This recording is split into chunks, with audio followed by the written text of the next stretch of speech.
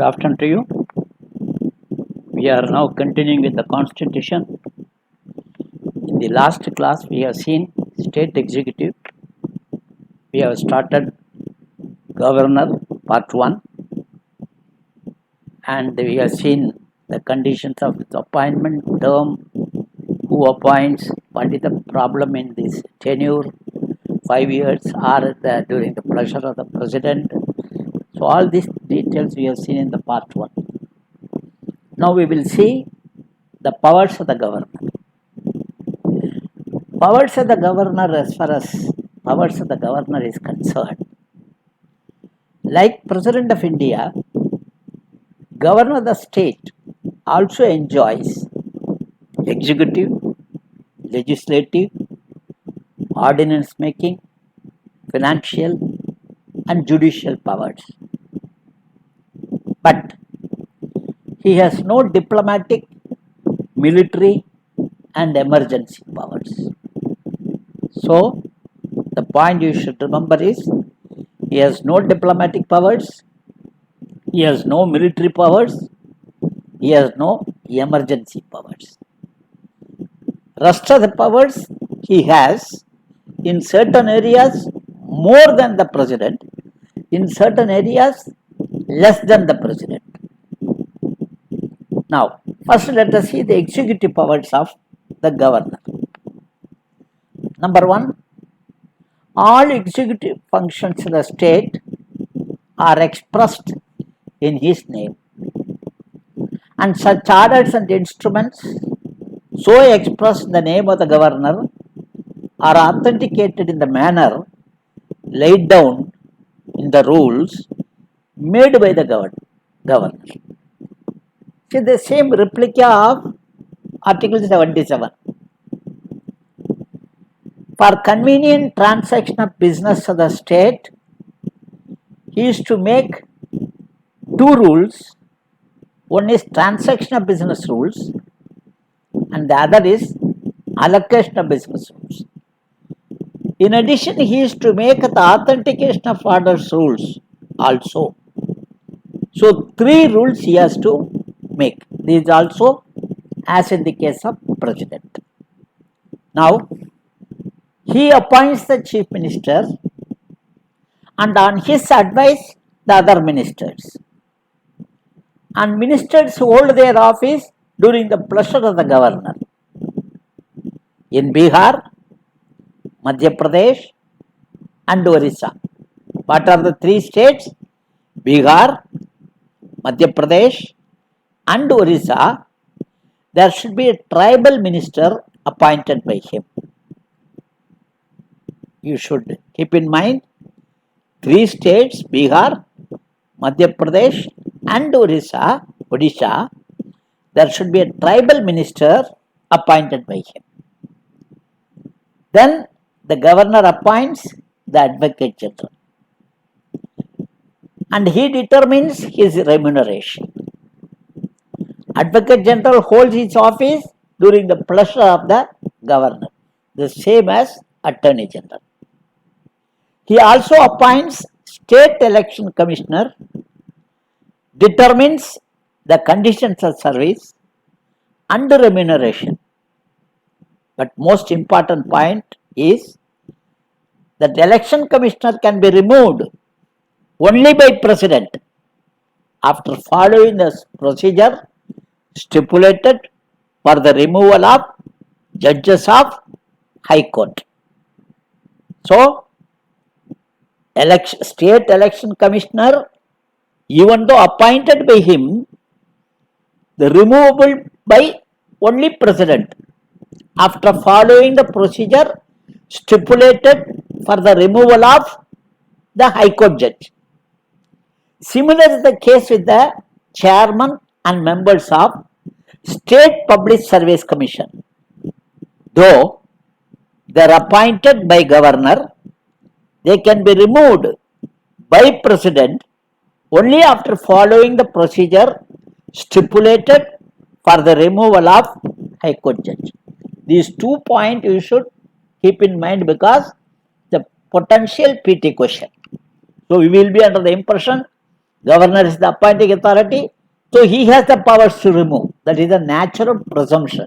No, it is only presumption. The actual is that he is removed. The election commissioner is removable by president. Similarly, the chairman and members of State Public Service Commission are removed by president after following the procedure stipulated for the judges of High Court. These 2 points you should keep in mind, very important points. Then, Article 78, replica of Article 78 in Article 167. What is that? The Chief Minister is obliged to inform the Governor of the decisions of Council of Ministers, of the affairs of administration of the state, and also the legislative proposals. The Governor can ask any additional information on the decisions of the Cabinet and other legislative proposals which the Chief Minister is expected to provide. The Governor can ask the Chief Minister to place those decisions taken by an individual minister for consideration of the Chief Minister. The provision in Article 167 is the same as Article 78, which is relevant to the President. So, both these things are common. You should understand. Then, Governor recommends President rule under Article 356. After Supreme Court decision in S.R. Bommai case of 1994, the report of the Governor for imposing President's rule is mandatory. He acts as the Chancellors of the University and he appoints Vice Chancellors. During President rule, remember, during President rule, he is the representative of the President of India and exercises all the executive functions on behalf of the President. Before S.R. Bommai case, the Constitution says where the President of India is satisfied on the basis of the report of the Governor or otherwise. So even without the report of the Governor, President rule can be imposed. But now, after S.R. Bommai versus Union of India, 1994 case, the President rule in a state can be imposed only on the basis of the report of the Governor. Remember, it is not necessary that the Governor should recommend the President rule. No, not necessary. But report is mandatory. Report is mandatory. His recommendation is not mandatory. Without the report of the Governor, we cannot do. Now, the legislative powers of the Governor. He can summon or prorogue the state legislature. He can dissolve assembly. He addresses the state legislature at the commencement of the first session after general elections to the assembly and also the first session in each year. He can send messages to the state legislature with reference to the bill pending or otherwise, the same as the President of India with reference to the legislature, with reference to the parliament. When both the posts of Speaker and Deputy Speaker, very important point, kindly follow. When both the posts of Speaker and Deputy Speaker are vacant. See, the point here is, if the Speaker is vacant, Deputy Speaker will function. If the Deputy Speaker and Speaker posts are vacant, underline vacant, the Governor will appoint any member of the Assembly to preside over the sittings. Similarly, the Governor can appoint any member of the Council to preside over when both the Chairman and Deputy Chairman of the Council are vacant. The point you should remember is, this is vacancy, both in the case of Speaker and Deputy Speaker, as well as Chairman and Deputy Chairman of Council. Vacant. In that case, Who will appoint? The president will, the governor will appoint the person who is to preside over the sittings. Now, however, another point, kindly keep in mind, very important. If the speaker is absent, see the difference? Previously I told you vacant. Now I am telling you absent. If the speaker is absent, deputy speaker will act as chair speaker. If deputy speaker is also absent, such other person as determined by the house will act as the presiding officer. Who is the such other person? Immediately when the session starts, there will be a panel of presiding officers. 6 people will be kept. So when both of them are absent, remember this is absent, not vacant, absent, one of the panel members will act as the presiding officer. Supposing if no such person is available, if the panel is exhausted or the panel person is not available, in such case, the such other person as determined by the house will act as a speaker. Again, the responsibility in the case of absence comes on the house. So, such other person as determined by the house will act as a speaker. Similarly, in the council, when the chairman is absent, deputy chairman will act. And if deputy chairman is also absent, then the member as determined by the council will act. If no such member is available, then such member as may be determined by the council will act as a chairman. The point you should remember is, one is vacancy and the other is absence. Vacancy, governor will nominate. Absence, the house will elect. Understand the difference? Very important, PT point of view, potential question. Now, he nominates 1/6 of the total members of Legislative Council. 1/6, how much? 1/6. We will see Legislative Council separately. For the present, remember, he nominates 1/6 of the total members of Legislative Council from among the persons of special knowledge or practical experience. Point, remember, special knowledge or practical experience in which area? Literature, science, arts, cooperative movement and social service. 5. Very important from PT point of view. Literature, science, art, cooperative movement and social service. He can also appoint one member from Anglo-Indian community to the assembly. If they have not been if they have not been represented in the assembly. If there is no representation for Anglo-Indian community, then the governor can nominate one member of Anglo-Indian community. Most important point, please note, 126th Constitutional Amendment Act 2020 has dispensed with this provision of reservation for Anglo-Indian community. Very important from the PT point of view.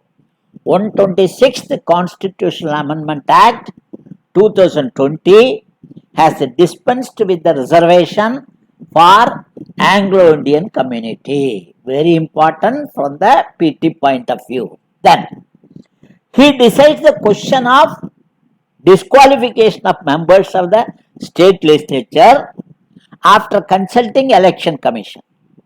The advice of election commission is binding on the governor under 2, the same replica of the same provision. Then, no bill can become an act without the assent of the governor. Very rudimentary. When a bill is passed by the legislature, it is presented to the governor. He has various options. What are the options? He can give his assent, in which case the bill becomes an act. Number 2, he can withhold his assent, both money bill and non-money bill. He has the right to withhold his assent, which is called absolute veto. In the case of non-money bill, he can return it to the state legislature for reconsideration of the bill. In case if the bill is reconsidered and presented again, then he has to give his assent. It's obligatory. Remember, the point you should remember is non-money bill. Once returned for reconsideration by the state legislature and reconsidered, tendered again, then governor give his assent. However, of course, this is called suspense veto. There is one more veto, that is, there is no provision in the constitution fixing any time limit for the governor to give his assent. There is no time limit, 15 days, 2 or 3 weeks or 1 month or 2 months, nothing. So, taking advantage of this provision, rather lack of provision, the governor may pocket the bill, may sit over the bill without taking any decision. This is called pocket veto. This is there for the president also, here also. It is called pocket veto. Most importantly, in a few cases, the governor can reserve a bill for consideration of president. In total, there are 6 occasions where the bill passed by the state legislature can be reserved for consideration. Now, one case, the governor is bound to reserve the bill for consideration of the president. What is that one case? Where the bill passed by the state legislature endangers the position of the High Court. That is Article 200.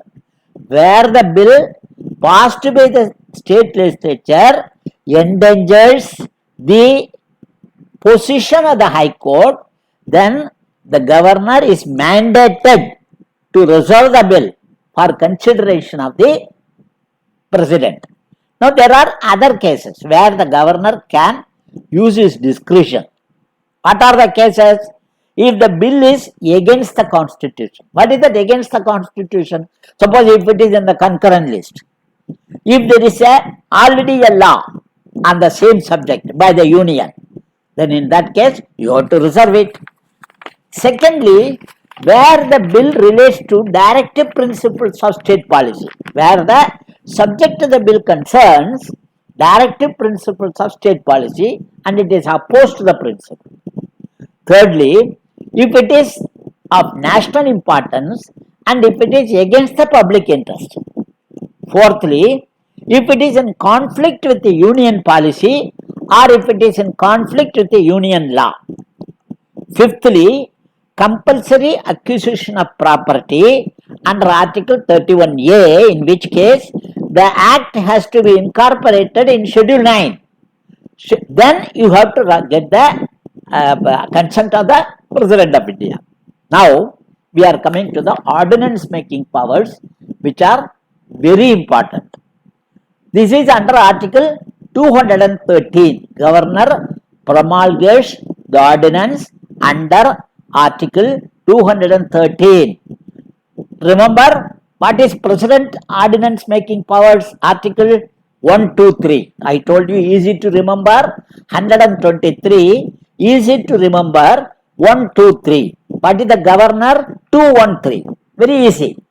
Accordingly, whenever the legislature is not in session, number one condition, and if the governor is satisfied means satisfaction of the Council of Ministers of the circumstances requiring immediate action, he may proclaim an ordinance.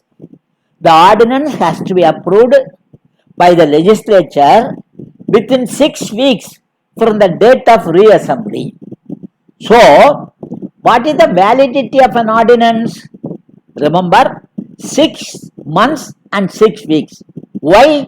Because the interval between the two sessions should not be more than 6 months. So, 6 months. And it has to be approved by both the houses, wherever council is there, it has to be approved by both the houses within 6 weeks from the date of reassembly. So, the total validity of an ordinance is 6 months and 6 weeks because the interval between the two sessions should not be more than 6 months. Okay. Then the ordinance has the same force of law and the governor can withdraw the ordinance at any time. At any time. Now, governor cannot issue an ordinance without the prior sanction of the president in two cases. Most important point, president cannot issue an ordinance without the prior sanction of the president in two cases. Number one, where the bill would have required prior sanction of president. So without prior sanction, there are certain bills I have already told. Certain bills require president's recommendation before being introduced in the state legislature. That case. Secondly, the bill would have been required to be reserved for consideration. If the bill requires to be coming under the category of 200, so, Article 200, then you cannot promulgate an ordinance. So the bill requires to be reserved for consideration of the president. In these two cases, without the prior sanction of the president of India, governor cannot issue an ordinance. So we will end the class now. We will continue tomorrow. This is part 2 of the governor. Remember, part 2 of the governor. Part 1 I have already taken. Part 3 I will take tomorrow. Thank you. Thank you. Thank you.